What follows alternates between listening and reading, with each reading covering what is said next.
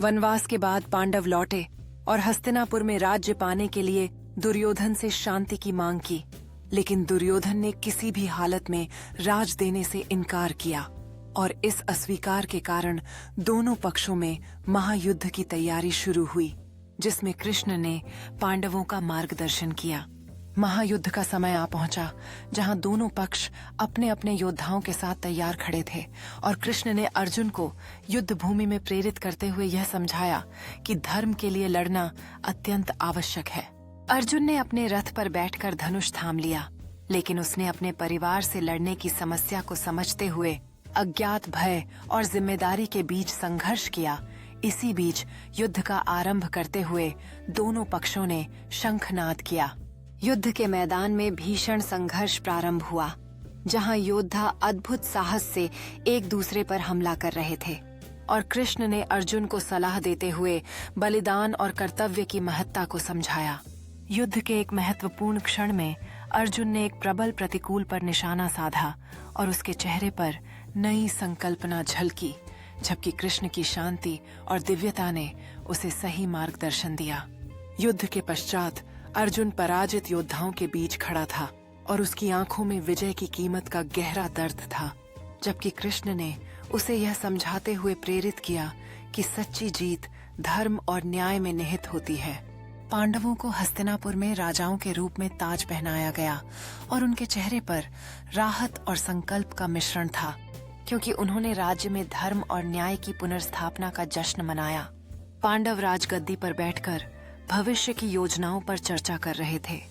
उनकी आंखों में अपने प्रजा के प्रति करुणा और जिम्मेदारी का भाव था, जबकि हस्तिनापुर उनके नेतृत्व में फिर से समृद्ध हो रहा था। पांडव एक भव्य उत्सव में शामिल होकर नागरिकों के साथ आनंद पूर्वक समय बिता रहे थे, जो उनके राज्य और प्रजा की भलाई के प्रति प्रतिबद्धता का प्रतीक था। ज्ञानी सेज व्यास पांडवों को कर्तव्य, धर्म और ईमानदारी से नेतृत्व करने के महत्व के बारे में शिक्षाएं दे रहे थे, जबकि पांडव ध्यान पूर्वक सुनते हुए ज्ञान की महत्ता को समझ रहे थे। पांडव अन्य राज्यों के साथ बातचीत में संलग्न थे, अपने स्थिति को मजबूत करने के लिए कूटनीति और सहयोग के माध्यम से गठबंधनों को बढ़ावा देते हुए। पांडव अपने राज्य पर नजर डालते हुए एक बालकनी पर एकजुट खड़े थे, खुद पर गर्व महसूस करते हुए, जबकि नीचे हस्तिनापुर के नागरिक अपने नेताओं के लिए उत्साह से जयकारा कर रहे थे। पांडव बच्चों के एक समूह को खेल गतिविधियों में शामिल करते हुए दिखाए गए, जो अगली पीढ़ी की परवरिश और साहस एवं दया के मूल्यों को स्थापित करने की उनकी प्रतिबद्धता का प्रतीक था। पांडव अपने दरबार में एक परिषद की बैठक में एकत्रित हुए, जहां वे राज्य के महत्वपूर्ण मामलों पर अपने सलाहकारों के साथ चर्चा कर रहे थे और भविष्य की रणनीतियां बना रहे थे। पांडव महल की छत से एक शांत सूर्योदय का अवलोकन कर रहे थे। इस दौरान वे अपने सफर और एक साथ मिलकर पार की गई चुनौतियों पर सोचते हुए दिखाई दे रहे थे।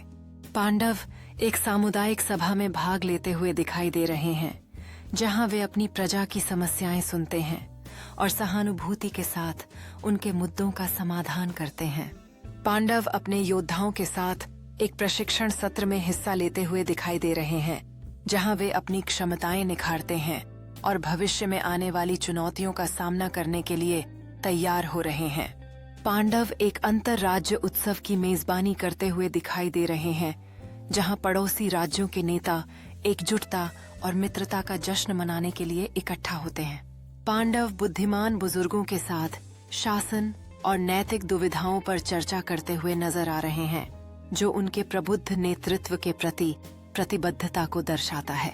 पांडव एक स्मृति स्थल पर गंभीर मुद्रा में खड़े हैं, गिर हुए योद्धाओं की यादों को सम्मानित करते हुए और युद्ध के दौरान किए गए बलिदानों पर विचार करते हुए दिखाई दे रहे हैं। पांडव नागरिकों के साथ एक आभार समारोह में भाग लेते हुए दिखाई देते हैं, जहां वे कठिन समय में उनके समर्थन और एकता के लिए उन्हें धन्यवाद देते हैं। पांडव एक जीवंत फसल उत्सव का साक्षी बनते हुए दिखाई दे रहे हैं, जहां किसान अपने फेंग फल, फूल और मेहनत की सफलता का जश्न मना रहे हैं।